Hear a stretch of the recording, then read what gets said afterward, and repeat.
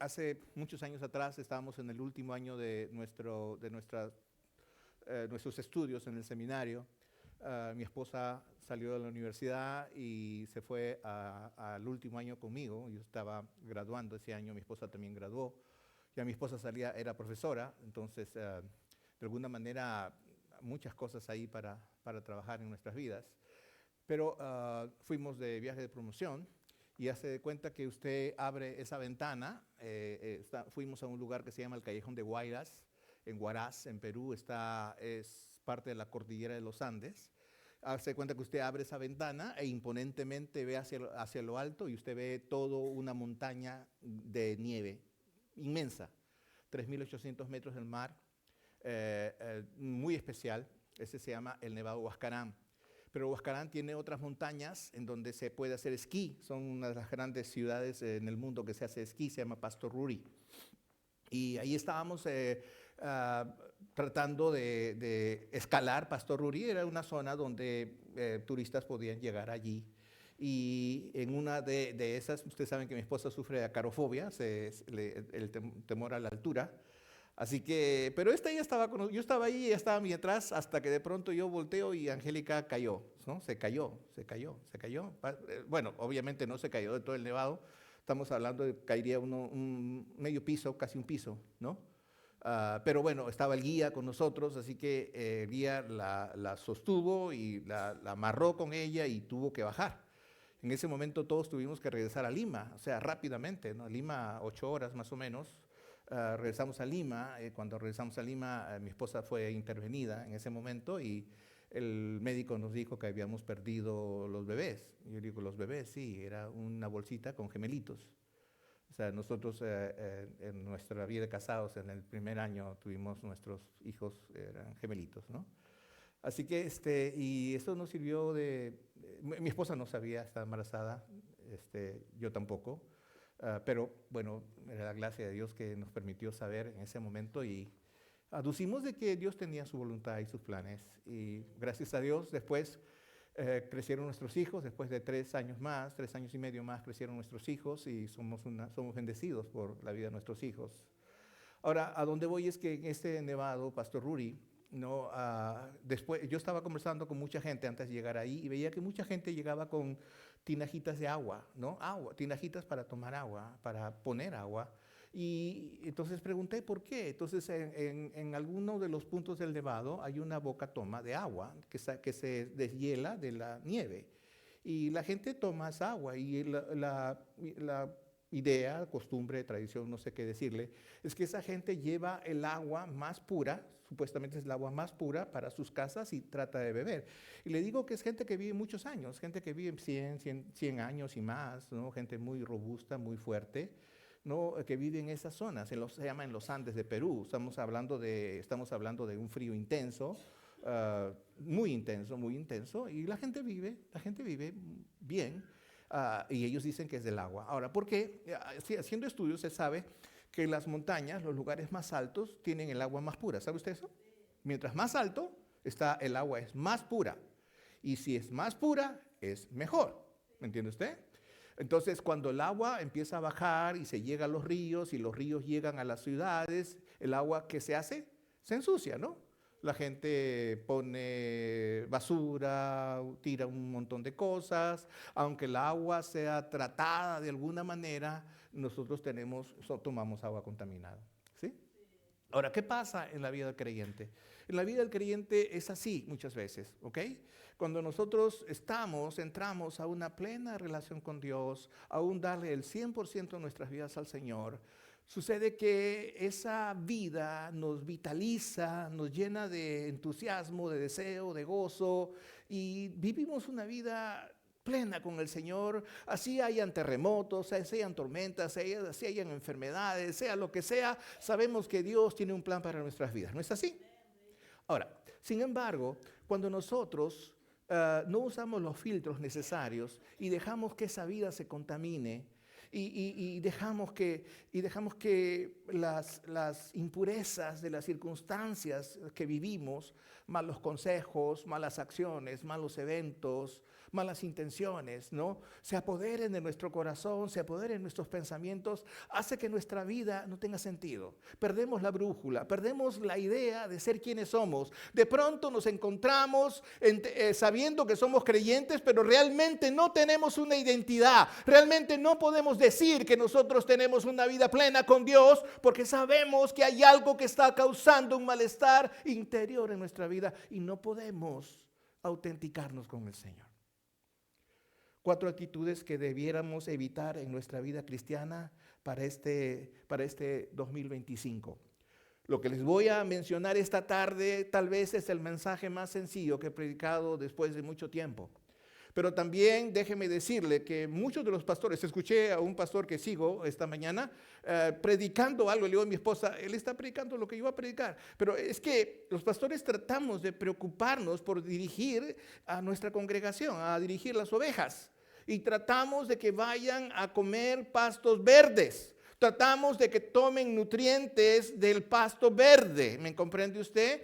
Y queremos ver personas victoriosas, personas libres, personas llenas de gozo, de entusiasmo, a pesar de los problemas que tenemos que pasar, aunque nosotros también los pasamos. Sin embargo, a veces esto es difícil de entender. Es por eso que tal vez esta tarde el mensaje le sonará simplón. Espero que no le suene simplón. Espero que le suene sencillo más que simplón, por decir así. Segunda de Timoteo capítulo 4 versículo 6, Pablo expresa su deseo. Yo voy a tener estos pasajes acá para que usted esté atento aquí. Unas razones por las cuales alumbramos esto más que allá, ¿verdad? Para que usted mire un poquito la pantalla y lea conmigo. Segunda Timoteo 4, 6 al 8 dice así: porque yo ya estoy para ser sacrificado y el tiempo de mi partida está cercano. Pablo dice, resignado y entendiendo que ha hecho lo mejor, dice así en el versículo 7: he peleado la buena batalla, he acabado la carrera, he guardado la fe. Por lo demás, me está guardada la corona de justicia, la cual me dará el Señor juez justo en aquel día, y no solo a mí, sino también a todos los que aman su venida. Interesante, Pablo está diciendo, voy a ser sacrificado, pero lo que me queda es tener el premio del Señor. Otro pasaje en Romanos capítulo 8, versículos 35 al 39. Encontramos lo que él mismo dice cuando está en su juventud, en su vida cristiana. Dice aquí: ¿quién nos separará del amor de Cristo? ¿Tribulación, angustia o persecución, o hambre o desnudez o peligro o espada? Como está escrito, por causa de ti somos muertos todo el tiempo, somos contados como ovejas de matadero. Antes de todas estas cosas somos más que vencedores por medio de aquel que nos amó. Por lo cual estoy seguro de que ni la muerte, ni la vida, ni ángeles, ni principados, ni potestades, ni lo presente, ni lo porvenir, ni lo alto, ni lo profundo, ni ninguna otra cosa creada nos podrá separar del amor de Dios, que es en Cristo Jesús, Señor nuestro. ¿Qué sucede cuando de pronto llegan los momentos malos a nuestra vida? ¿Qué sucede cuando de pronto aquello que nosotros teníamos planeado hacer no se hace porque tuvimos un incidente, porque tuvimos un accidente, porque algo se cruzó, algo que no debimos hacer hicimos y de alguna manera, como alguien dijo, la regamos, ¿verdad? ¿No? Entonces, ¿qué sucede? ¿Qué sucede? Bueno, quiero presentarles a ustedes 4 cosas que no debiéramos dejar de hacer mientras las circunstancias de la vida son adversas a lo que nosotros hemos deseado. La primera cosa que necesitamos no dejar de hacer es esta: no, léala conmigo, no dejar de leer la Biblia. Otra vez, no dejar de leer la Biblia. Interesante, pero ¿por qué no tengo que dejar de leer este libro? No voy a dar la definición de todo lo que es el libro, porque seguramente pasaríamos todos los mensajes del año y no terminaría. Pero la primera cosa que necesitamos entender es esto. Número 1, nosotros no debemos de dejar de continuar asumiendo, entendiendo el conocimiento de Dios. Usted ha venido en esta tarde al servicio no para escucharme solamente. Usted ha venido para escuchar qué es lo que Dios tiene que decirle para que usted aprenda más de Él. Es decir, lo conozca más. Esa es la razón por la cual Dios ha permitido que usted llegue al servicio. Dios le ha motivado para que usted llegue al servicio. Pero el servicio no es la lectura de la palabra. ¿Me entiende usted? Segunda de Timoteo capítulo 3 versículo 15 dice: y que desde la niñez has sabido las sagradas escrituras, las cuales te pueden hacer sabio para la salvación por la fe que es en Cristo Jesús. Interesante, mi esposa hablaba algo parecido, ¿me entiende usted? Desde la niñez, qué maravilloso es ver cuando niños están conociendo del Señor, están siendo educados para el Señor. Mire, estamos en un tiempo en donde las leyes, especialmente en este estado, dice que el matrimonio de dos personas del mismo sexo ya es legal. Pero todavía muchos lo vemos y sabemos que lo vemos mal, porque la Biblia dice que eso no es correcto. Es pecado, está bien, entendemos eso. Pero la ley dice otra cosa. Ahora nos queda a nosotros obedecer a Dios más que a la ley. Pero el Estado ha declarado eso. Nuestros niños van a la escuela y ellos tienen que escuchar la enseñanza que el Estado les imparte en cuanto a este tema. Eso es ahora. Pero en 20 años más, si es que están acá, si es que estamos acá, el Señor nos ha llevado, esto no será punto de discusión. Eso será algo como que tiene que suceder. Eso será algo como que si el niño nace y usted todavía no le va a poder llamar niño o niña porque el niño no lo ha decidido. A eso vamos, ¿me comprende usted? A eso vamos, a eso nos dirigimos. ¿Me entiende usted? Entonces, es a través de los decretos de Dios que conocemos su voluntad y así nos volvemos sabios, entendidos para la salvación. Por eso, cuando los niños vienen a la iglesia, reciben instrucción de la palabra de Dios. Pastor, ¿es bueno traer a los niños a la iglesia? No solamente es bueno. Si los dejas en tu casa, pecas. Si no los traes a la iglesia, pecas. Si no les das la instrucción bíblica que necesitan, pecas. Porque Dios te demanda a ti como padre que te preocupes en la educación de tus hijos. Entonces, la otra cosa, hay un estudio hecho algunos años atrás, es un estudio muy importante, hay varios estudios en esto, pero más o menos se ha hecho con 40,000 personas en una iglesia en Cambridge, 40,000 personas entre 8 y 80 años, que ha revelado que leer la Biblia 4 veces por semana, por lo menos mínimamente, produce efectos significantes en algunas áreas de tu vida. ¿Ok? ¿Por qué debemos de leer la Biblia? Porque la palabra de Dios trae correcciones a nuestros errores de conducta. Errores de conducta, esto le llamamos ética cristiana. Ética, es decir, los cristianos tenemos cierta ética. Cierta ética es una manera de conducirse, una manera de comportarnos. ¿Cómo debemos comportarnos? ¿Debemos comportarnos como antes? No. La Biblia nos muestra una cultura cristiana. No es la cultura del lugar donde naciste. No es la cultura de este país. Es la cultura de la Biblia que nos dice cómo debiéramos de mejorar. Por eso la palabra de Dios trae correcciones a nuestros errores de conducta. Segunda de Timoteo, capítulo 3, versículo 16, dice así: toda la escritura es inspirada por Dios y útil para enseñar, para corregir, para redarguir, para instruir en justicia. ¿Entiende usted? Entonces, la manera más eficaz para que el hombre sea mejor es capacitándolo mediante la palabra de Dios. Ahora, en una correccional en Virginia, del año 2022, se hizo todo un estudio, lo cual abarcó a 210 hombres, entre hombres y mujeres. Y estas personas fueron sometidos a un programa llamado el ABS. Este es un programa importante, el cual les incentivaba a leer la Biblia solamente utilizando un mes, 5 sesiones, un mes y días. ¿Ok? Ahora, estos participantes fueron reclutados y ellos se registraron, estaban haciendo, como le digo, un test, pero también para hacer el test ofrecieron esto mismo a otros participantes para que lo hicieran a su voluntad, si quisieran o no, leyeran la Biblia o no leyeran la Biblia, pero tenían que estar dentro del programa. Total, todas estas personas estuvieron dentro de este programa, ¿ok?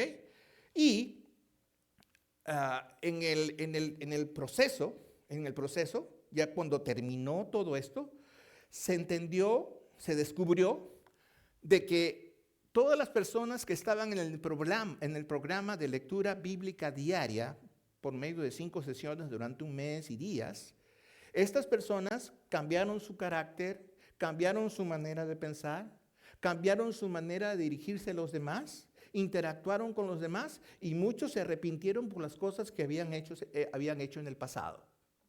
Mientras que los otros, eran un aproximado de 80 personas, no hicieron esto, pero estuvieron dentro del programa. Ellos elevaron su nivel de cortisol, tuvieron un problema más serio en su hígado.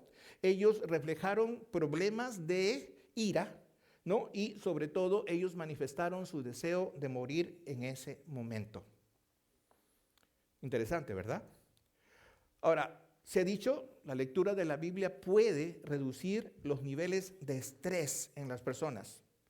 Sí, es cierto, la Biblia es un libro complejo, pero es un libro lleno de historias, es un libro lleno de enseñanzas y puede ejercitar tu cerebro para mejorar la capacidad de retener la información.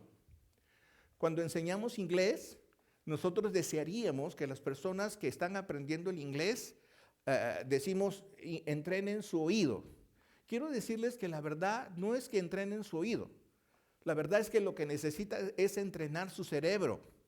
Y la manera de entrenar el cerebro es teniendo mucho más vocabulario que entender en el inglés para interpretarlo en el cerebro en español, de tal manera que cuando escuchamos las palabras en inglés, de pronto aparezca en nuestro cerebro la luz que hemos aprendido para poder interpretar la información.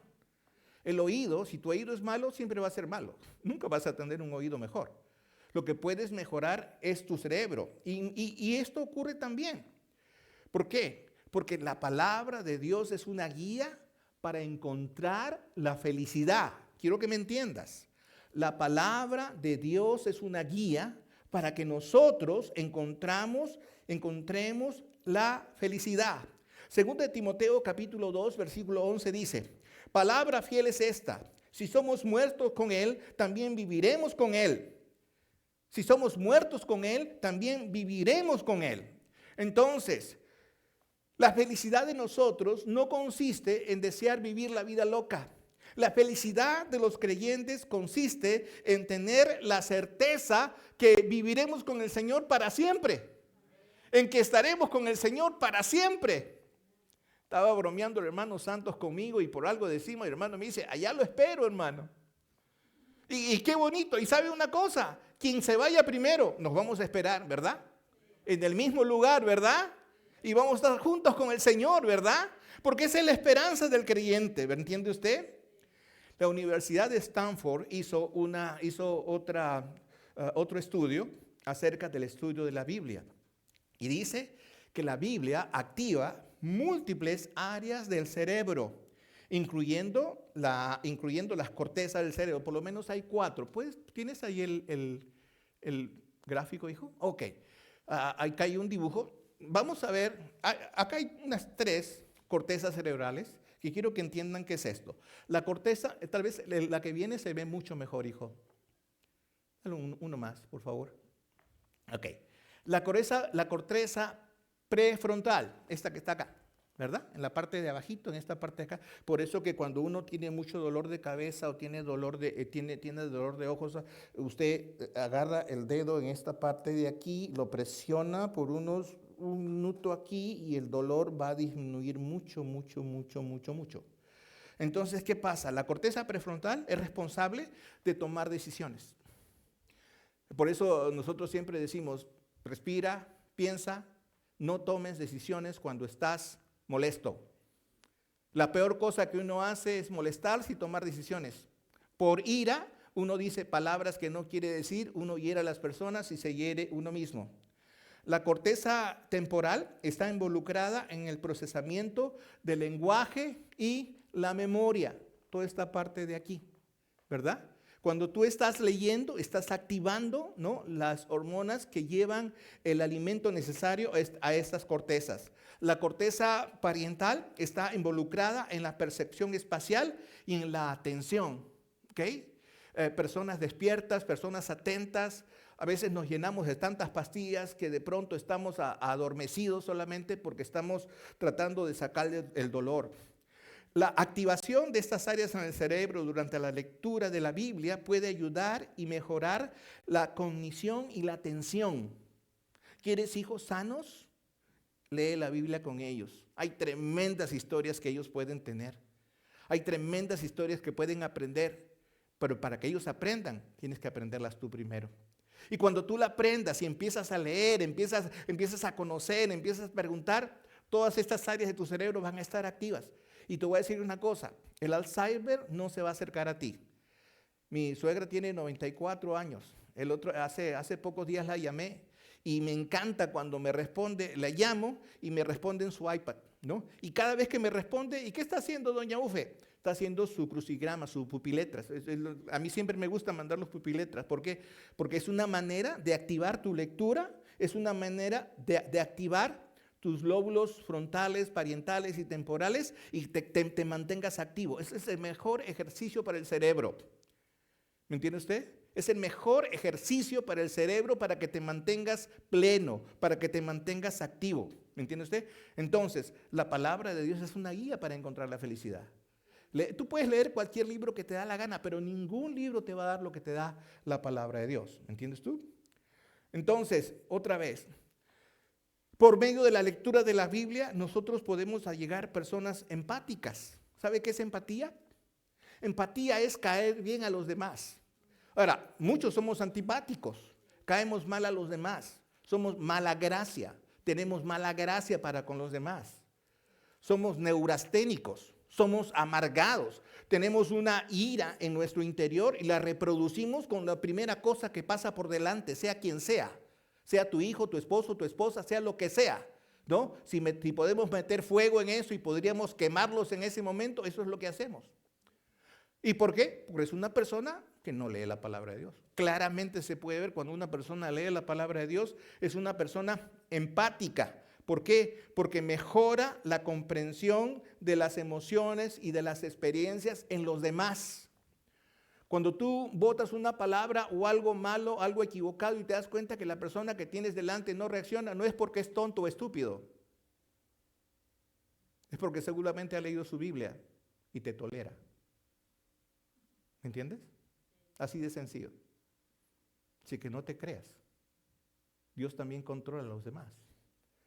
Entonces, otra vez, Dios puede mejorar la capacidad de las personas para relacionarse con los demás y mostrar compasión. Compasión.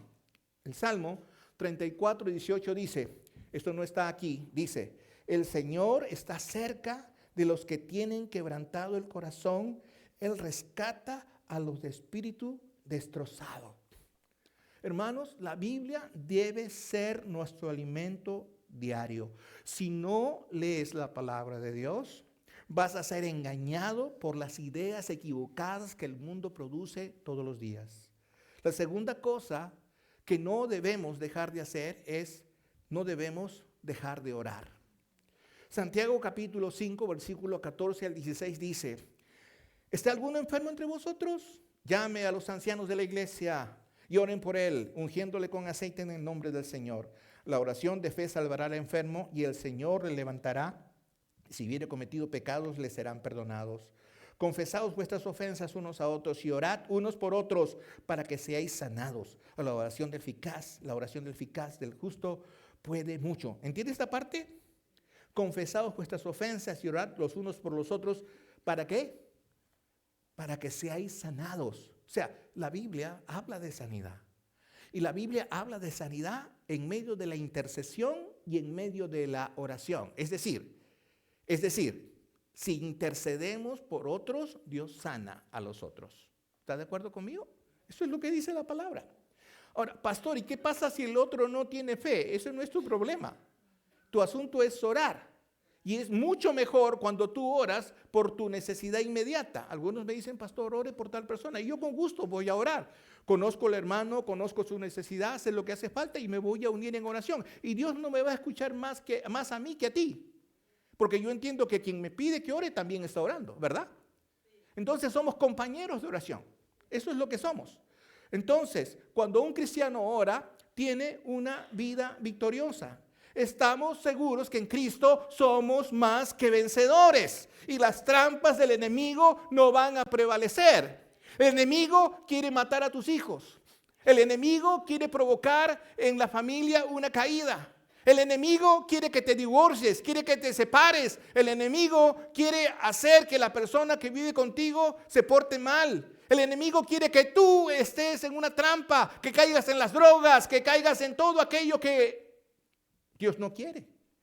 Pero cuando tú oras por tus hijos, cuando tú oras por tu hermano, por tu hermana, cuando tú oras, cuando tú llevas este pedido en oración porque sabes y conoces que las personas a quienes amas están a punto de caer en una trampa, Dios los salva. Dios los salva. Dios le preserva la vida. Y si alguno de ustedes está acá, es porque Dios ha preservado su vida. Porque si tuviéramos que decir cuántas veces hemos podido estar muertos, estoy seguro que muchos de nosotros levantaríamos la mano. Ya deberíamos haber estado muertos.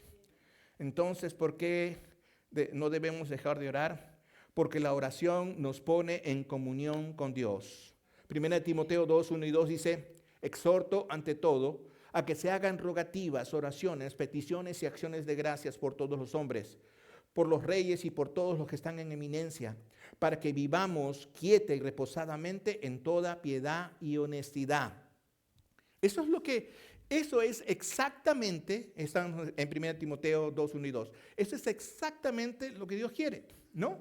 La oración nos pone en comunión con Dios. Leemos la palabra y oramos y tenemos esta relación con Dios. Oye, pastor, entonces, ¿las cosas van a cambiar? No. Es posible que las cosas no cambien y es más, y es posible que Satanás quiera que las cosas sean peor para ti, pero vas a tener el poder para tolerarlas, para soportarlas y para vencerlas en el Señor. Ese es el poder que te da Dios. Es un poder que las personas que están afuera no lo entienden. Es un poder que solo los hijos de Dios, que todos aquellos que tienen esta relación con Dios por medio de su palabra pueden entender. Por eso, quiero que entiendas, ¿ok? Yo no comprendo para creer. Yo creo para comprender. Repitan conmigo. Yo no comprendo para creer. Yo creo para comprender. ¿Está de acuerdo conmigo? Eso se llama fe. ¿Me entiendes? Entonces, oras. Una de las cosas que no debes dejar de hacer este 2025 es dejar de orar. ¿Me entiende usted? Y que tus oraciones no solamente sean de pedido, sino de agradecimiento al Señor. ¿Está de acuerdo conmigo? La tercera cosa que no debemos dejar de hacer es, no debemos dejar de testificar. 1 Juan capítulo 5, versículos 10 al 3, dice así. El que cree en el Hijo de Dios tiene el testimonio en sí mismo. El que no cree a Dios, le ha hecho mentiroso. Porque no ha creído en el testimonio que Dios ha dado acerca de su Hijo.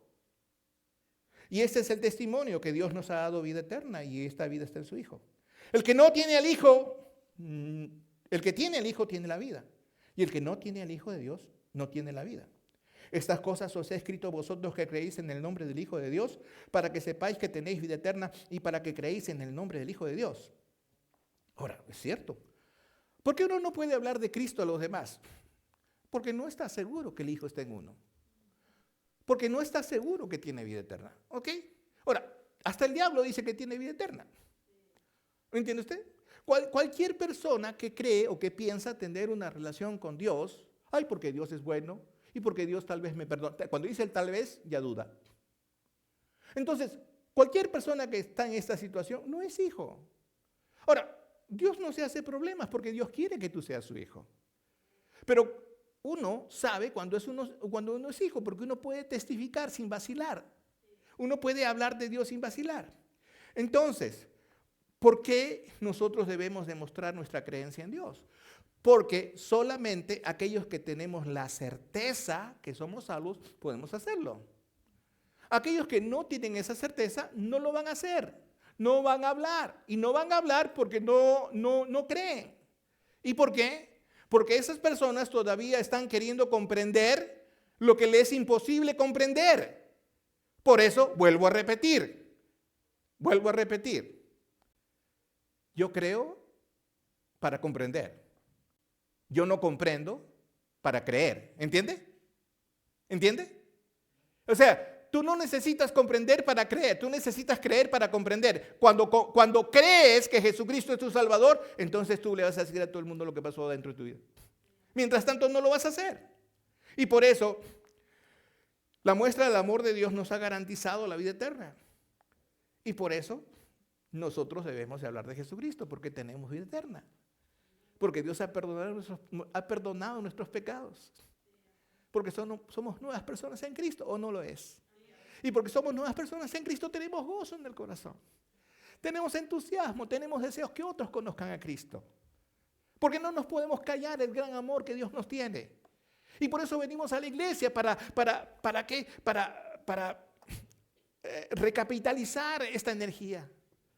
Para que Dios cargue nuestro corazón de amor para poder tolerar toda la semana que viene de frustración, de dificultades.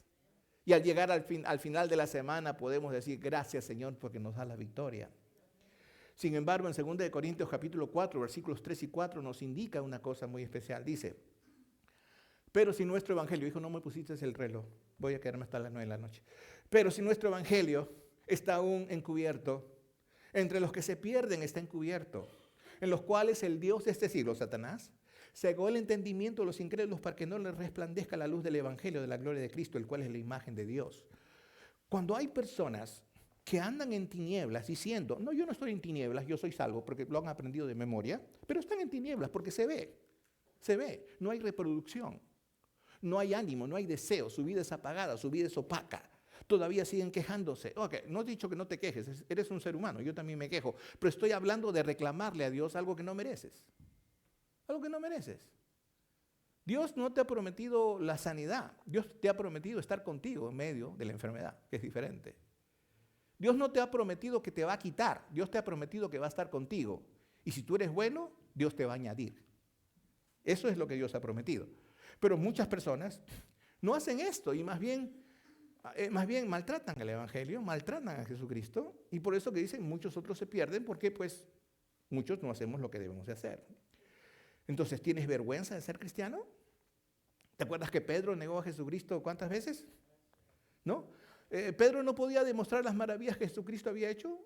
Sí podía hacerlo, solamente que él se cayó. Ahora, pregunto, ¿tú puedes demostrar las maravillas que Jesucristo ha hecho hoy en ti? ¿Puedes demostrarlo? ¿Puedes decirle a la gente, Jesucristo me cambió? Ajá, pregunte por qué no hay más personas. La cuarta cosa que no debemos dejar de hacer es dejar de asistir a la iglesia. Ojo, estamos viendo 4 cosas que no debieras dejar de hacer el año 2025. Pastor, ¿y si las hago? ¿Te va a ir bien? Sí. Sí. ¿Me va a ir bien si vengo a la iglesia? Sí. ¿Pero no se da cuenta? Sí, me doy cuenta. Me doy cuenta que puedes sufrir el COVID otra vez. Está dando fuerte ahorita. Hay una enfermedad fuerte del estómago ahorita con gripe. Eso es en este sector. Ahora, y esto que nosotros estamos bien ubicados, bien aislados de todo, porque en otras capitales está la cosa fuerte. dejar de asistir a la iglesia va a ser un gran problema para ti. Hebreos capítulo 10, versículos 24 y 25, dice así. Y consideraos unos a otros para estimularnos al amor y a las buenas obras, no dejando de congregarse. La manera de estimularse a las buenas obras el amor es aquí, en la iglesia. O sea, aquí recibimos las cargas, las baterías, todo lo que desea. Aquí comprendemos, conocemos, miramos al hermano, a la hermana, a nuestros amigos, en fin, etcétera, etcétera. Les preguntamos cómo estamos, qué deseamos. Tenemos material para orar durante la semana, nos comunicamos, tenemos los ministerios en el chat, en WhatsApp. Si usted no está registrado, regístrese con nosotros. Usted recibe información, etcétera, etcétera, etcétera. Pero lo que dice sí, no dejando de congregarnos, como algunos tienen por costumbre. O sea, ya en la iglesia ya era costumbre para muchos no congregar, así que esto no es nuevo. Dice, si no exhortaos y tanto más, cuanto veis que aquel día se acerca. Interesante. Ok, pastor, ¿qué pasa si yo no asisto a la iglesia? De repente yo tengo cosas tan importantes que hacer. Sí, puede ser, pero nada es más importante que Dios. O sea, la prioridad es Dios. Y cuando Dios propone que la iglesia es la nueva creación en el Nuevo Testamento y es la manera como Dios se va a comunicar contigo, es porque Dios ha dicho que esa es una prioridad. La prioridad es asistir a los servicios. Viene el verano, todo el mundo en las albercas.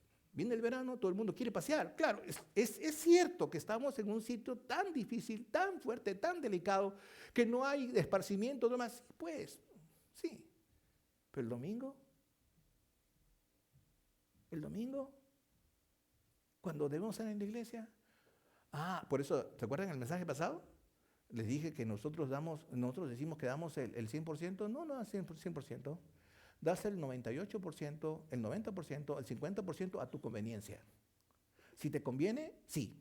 Si no te conviene, pero hablamos de tu conveniencia carnal, o sea, es decir, tu conveniencia en aquellas cosas que de alguna manera me van a dar satisfacción ahorita, pero no después. Porque el mensaje, la instrucción que podías haber recibido te pudo haber salvado de la situación que estás pasando en este momento. Si lo supieras, dirías, ¿por qué no asistí al servicio ese día? Claro, tú me vas a salir con la idea, bueno, pastor, hay tantas iglesias, uno puedes ir donde te da la gana. Pero te aseguro que Dios no va a estar de acuerdo contigo, porque siempre querrás hacer tu voluntad y no la voluntad de Dios.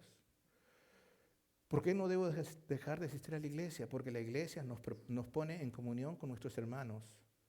¿Me entiende usted? Estamos en invierno. ¿Cuántos de ustedes tienen chimenea? ¿Cuántos de ustedes han hecho una fogata? ¿Cuántos de ustedes han hecho carboncitos? Interesante, ¿verdad? Agarramos, ponemos los carboncitos, prendemos el fuego y ahí está. Cuando los carboncitos están juntitos, se enciende el fuego bonito, ¿verdad? Pero cuando los carboncitos están separados, el fuego se les apaga, ¿verdad? Eso es lo que pasa cuando usted no viene a la iglesia, cuando usted se despreocupa de las cosas de Dios, cuando usted no se comunica, cuando usted tiene la oportunidad de poner aunque sea amén, pero no lo pone, lee el pasaje, pero no le da la gana de responder. Usted está siendo egoísta. Usted no está siendo amoroso con sus hermanos que oran por usted. Hay muchos acá que oran por los demás. Yo sé personas que oran por otros. Es más, casi por todos. Efesios capítulo 1, versículos 22 y 23. Y escúcheme porque esto es importante, porque si tú lo agarras, te vas a entender lo que te digo. Dice, y Jesús, y sometió todas las cosas bajo sus pies, y lo dio por cabeza sobre todas las cosas a la iglesia, la cual es su cuerpo, la plenitud de aquel que todo lo llena en todo. Por eso la iglesia es necesaria, por eso la iglesia es importante, por eso es que la iglesia sigue existiendo a pesar de todo lo que le ha venido en todos los siglos.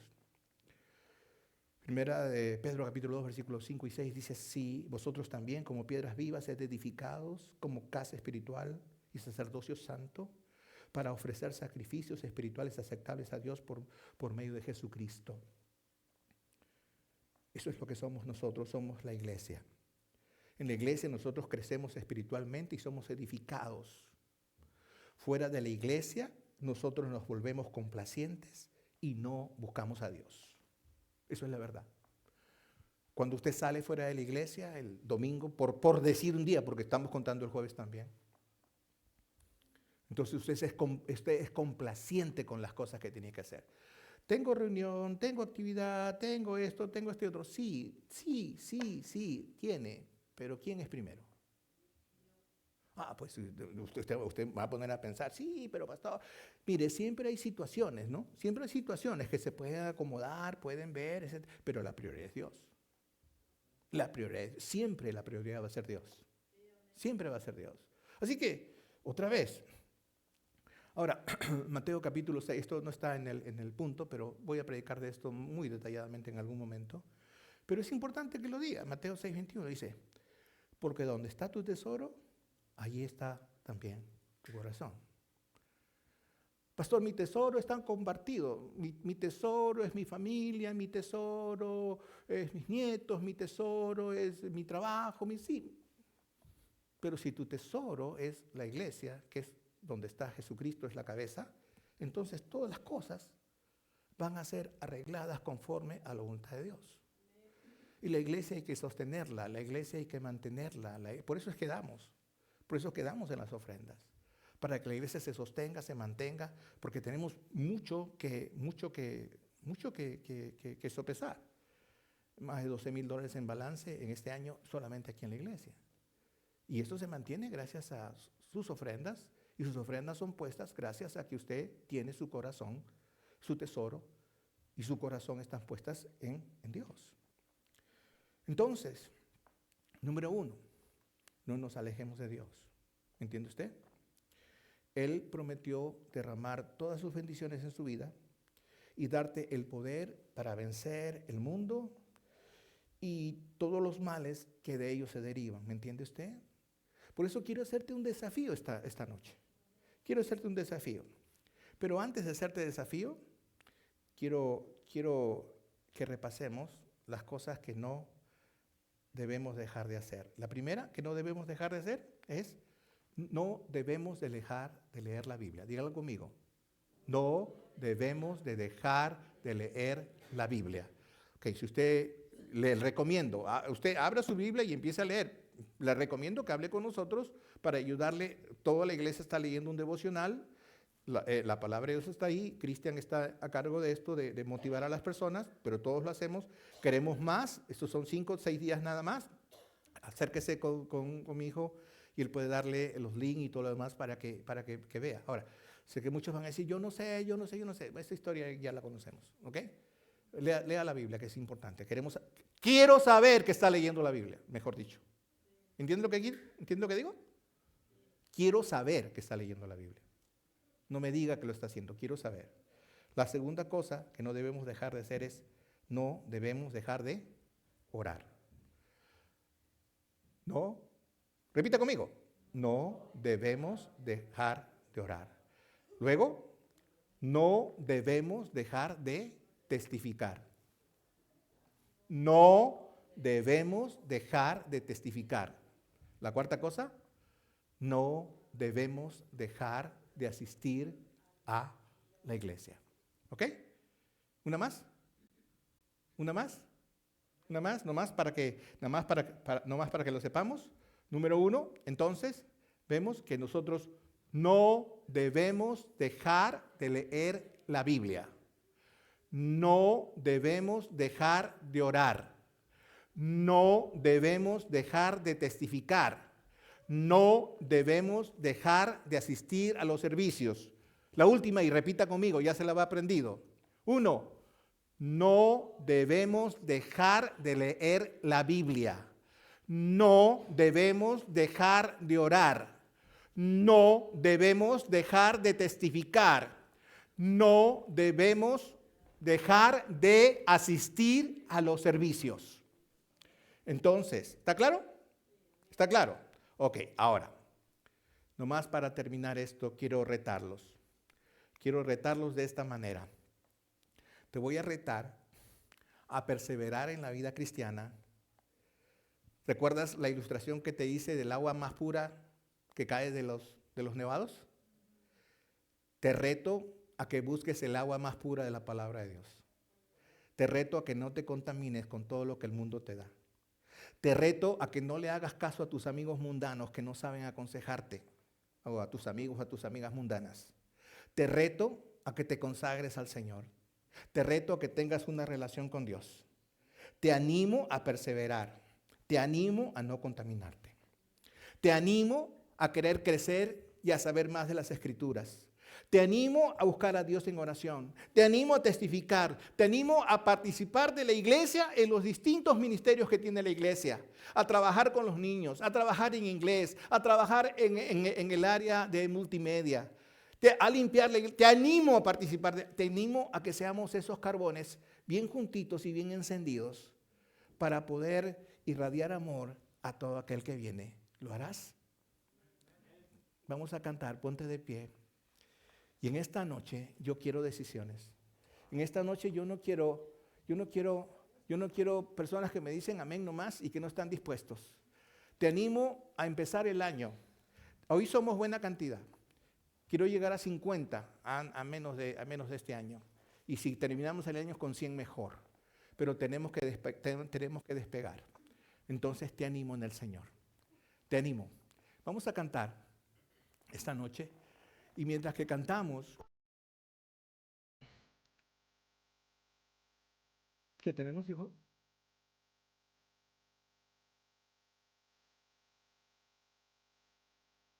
Oh, gracias.